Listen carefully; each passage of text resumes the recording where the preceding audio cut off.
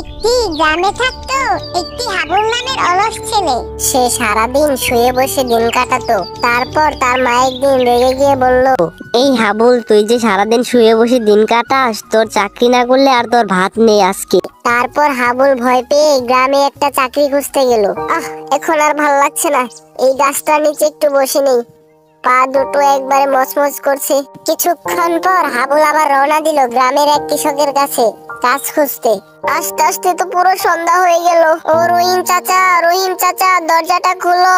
রহিম চাচা, রহিম চাচা, আমার তো সর্বনাশ হয়ে গেছে। মা বলেছে যদি আজকে চাকরি না পাই তাহলে ভাত খেতে দেবে না। আমাকে একটা কাজের ব্যবস্থা করে দাও না প্লিজ। ওহে দাঁড়া দাঁড়া, তোকে তো আমি কাজ দিবই, তুই কি সেই কাজ করতে পারবি? চাচা, আমি তো কোনো কাজ পারি না, আমি তো শুধু ঘুমাতে ভালোবাসি। যা হতচ্ছাড়া, তোকে চাকরি করতে হবে না, তুই বাসায় গিয়ে ঘুমা নাকে তেল দিয়ে। হাবুল মিয়া, তোমাকে এখানে কিন্তু দিনে 8 ঘন্টা ডিউটি করতে হবে। তুমি কি ডিউটি করতে পারবে? স্যার, আমি তো দিনে 8 ঘন্টা ঘুমাতে পারি, তাতে কি চলবে স্যার? প্লিজ দেখেন না একটু।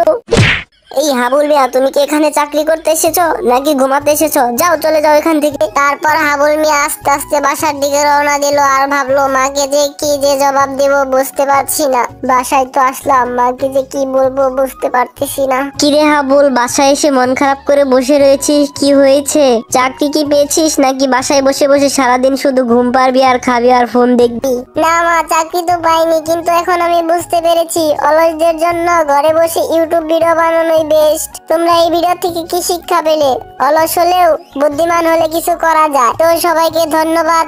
নেক্সট ভিডিওতে আবার দেখা হবে। আল্লাহ হাফেজ।